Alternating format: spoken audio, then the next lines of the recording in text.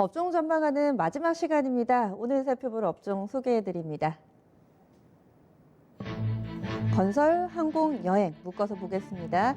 역시나 이 세 개 섹터도 올 한 해 크게 주목받지를 못했는데 그렇다면 내년에는 어떨까요? 들여다보시죠. 건설업종 먼저 보겠습니다. 올해 들어서 17%나 하락하면서 거의 전 업종 가운데 하락률 탑5 안에 듭니다. 상당히 부진했고요. 이 수치는 2005년 이후의 최저치 수준으로 현재 건설 업종이 밀려나 있다라고 보시면 되겠습니다. 올 한 해 부동산 시장은 정말 고공행진을 펼쳤죠. 여러 가지 정부의 부동산 대책에도 불구하고 집값은 못 잡고 건설 주가만 잡은 것 아니냐라는 비난을 사고 있습니다. 다음으로는 여행 항공 섹터 넘어가겠습니다. 이쪽으로는 업황 전반에 대해서는 사실 미중 무역 분쟁이라든지 이런 부분에 눌려 있었고요. 오히려 개별 이슈가 주목받았습니다. 한진칼의 지분 이슈라든지 그리고 아시아나 인수전 등이 크게 주목받는 모습이었죠. 그러면 내년도에는 어떤 부분을 보면서 이런 관련주 들고 계신 분들 돌파구를 찾아나갈 수 있을지 이야기 나눠봅니다. 토마토 투자클럽 신규수 전문가 도움 말씀 듣겠습니다. 안녕하세요. 네, 안녕하세요. 네, 오늘도 부지런히 달려보겠습니다. 세 개 섹터인데 먼저 건설부터 보시죠. 내년도에 증시 전망 어떻게 하고 계세요? 예, 계속 구름 이렇게 제가 표현했습니다. 건설은 계속 구름 껴 있을 거다, 안 좋다라는 이야기인데 어떤 이유로 그렇게 보시나요? 건설 경기가 이제 그냥 생각해 보셔도 건설 경기가 국내에 그렇게 크게 활성화되고 있는 이제 분위기는 아니죠. 근데 이제 건설 수주 자체도 전체 국내 수주뿐만 아니라 해외 수주 자체도 지금 늘지 않는 추세입니다. 그림을 좀 보실 텐데요. 국내 건설사의 국내외 건설 수주 연도별 추이를 보시면은 2015년도에 210조를 했습니다. 다 합해가지고 국내하고 해외를. 네. 그리고 나서 계속 빠져가지고요. 지금 180조까지 지금 빠져 있는 이제 그런 상황이거든요. 근데 이게 이제 늘어날 전망이 해외든 국내든 딱히 지금 이제 이 수주 부분이 늘어날 수 있는 부분이 그렇게 크게 많이 보이지는 않는 것 같아요. 그래서 더 빠지지는 않는다 하더라도 늘 것 같은 이제 그런 분위기는 없기 때문에 일단 좀 계속 구름 이렇게 했고, 그리고 5개 대형 건설사 이제 합산 영업이익하고 순이익을 좀 보도록 하겠습니다. 보시면은 2018년도부터 계속 영업이익 순이익이 어느 정도 좀 정체가 돼 있죠. 네.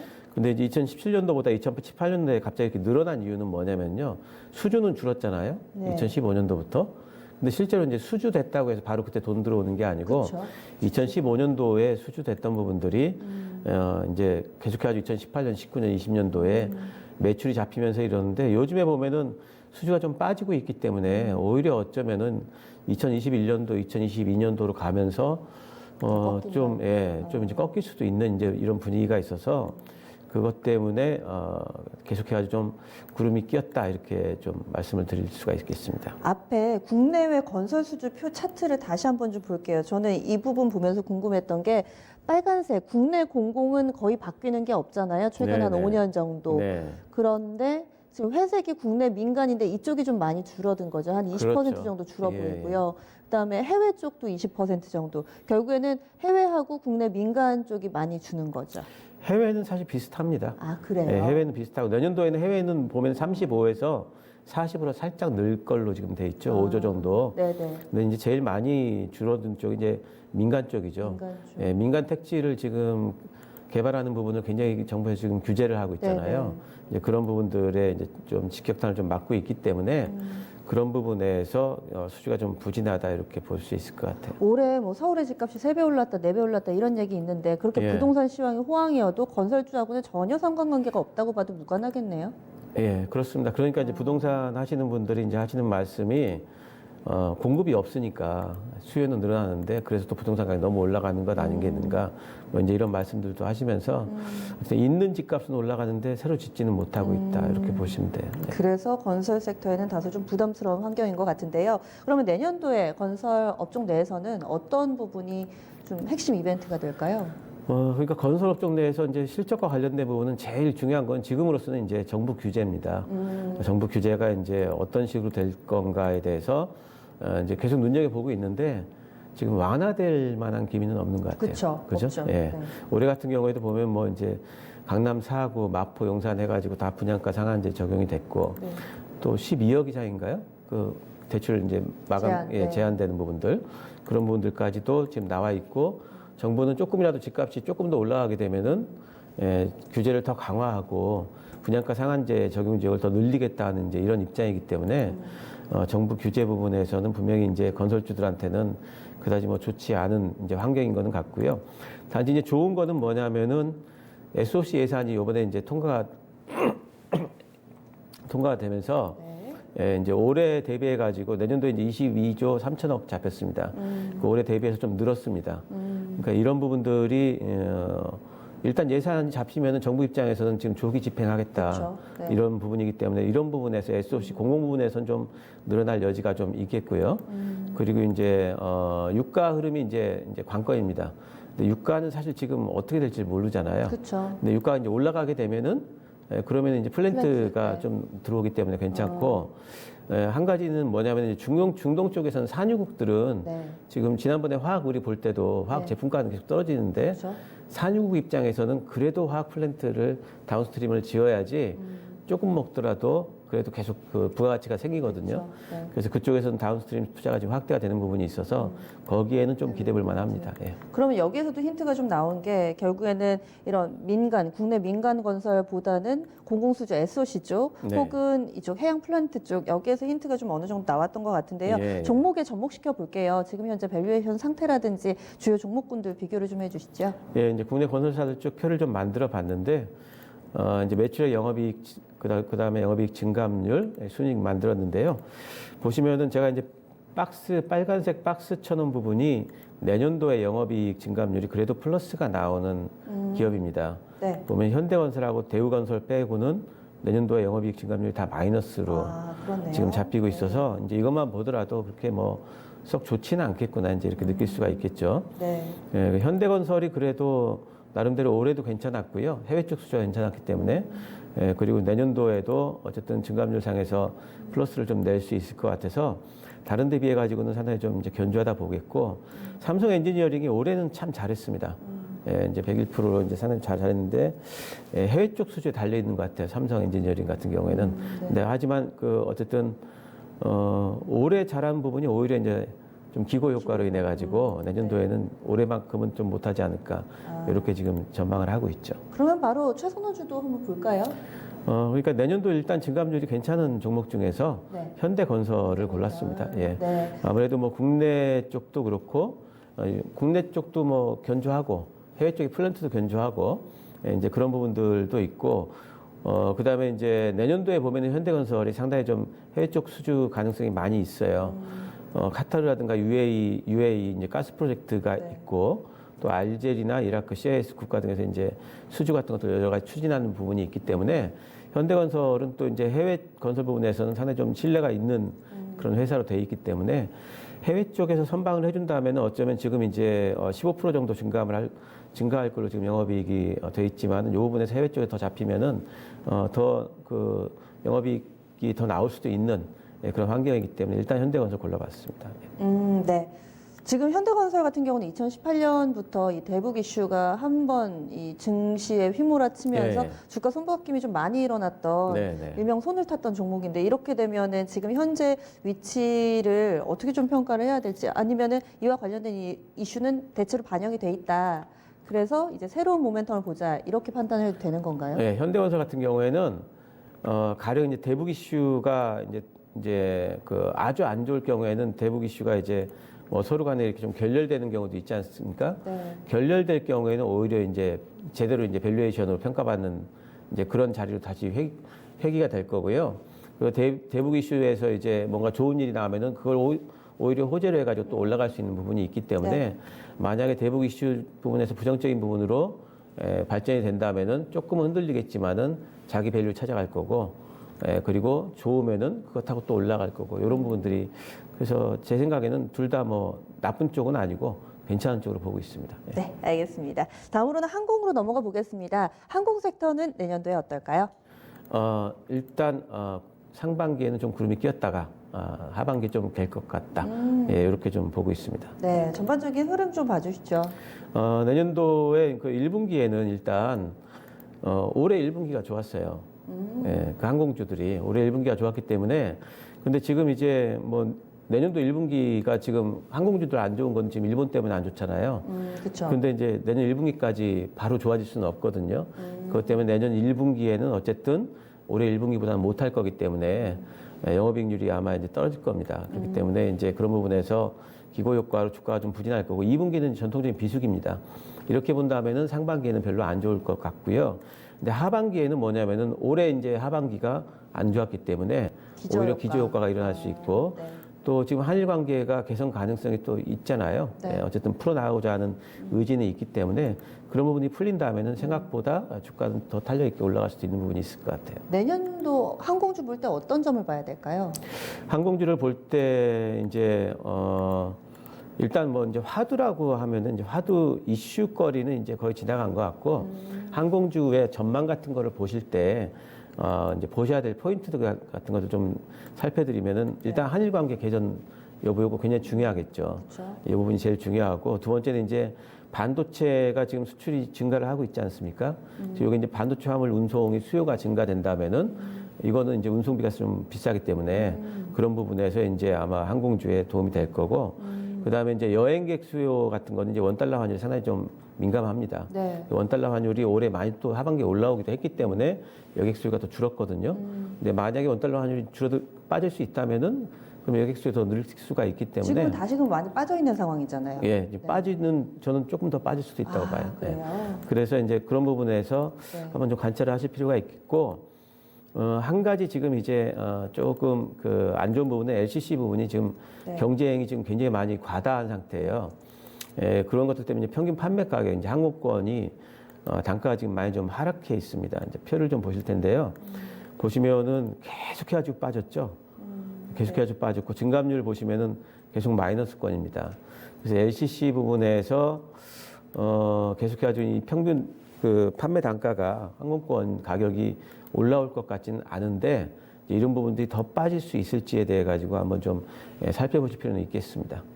최근 들어서 이 항공 티켓 사이트를 들어가면은 네. 저는 국내 항공사 아닌 줄 알았던 그런 LCC들도 상당히 많더라고요. 뭐 플라이 강원, 그다음에 에어 프리미어, 프레미어 뭐 이런 업체들도 그렇고 정말 많아졌는데 그러면 이런 부분들 같은 경우는 다소 좀 리스크 요인으로 보시는 거고요. 예, 그래서 LCC 부분은 이제 LCC 초창기에는 이제 상당히 이제 그 여객 수요를 또 이끌면서 뭔가 좀 긍정적인 부분을 작동을 했다면은 지금은 그 내년에도 또 항공기 또 도입하거든요. 예, 그렇기 때문에 너무 경쟁 과다 부분이 돼 있기 때문에 오히려 지금은 조금은 좀 레드오션이 좀 너무 심화되지 않나 이렇게 좀 생각을 됩니다. 게다가 요즘 들어서는 그룹주마다 다른 이슈들이 끼어들어가지고 이 항공주만 이렇게 순수하게 평가를 하기가 좀 힘든 상황인 것 같은데 그래서 종목을 좀 비교를 해주세요. 종목 올해 이제 주가 흐름표를 좀 가져와 봤는데요. 예, 뭐 대한항공, 아시아나 그리고 제주, 진 이렇게 보시면은 보통 이제 그 제일 그 굵은 파란색이 대한항공입니다. 대한항공은 괜찮다가 6월달에 한번 반등이 나올 뻔했어요. 네네.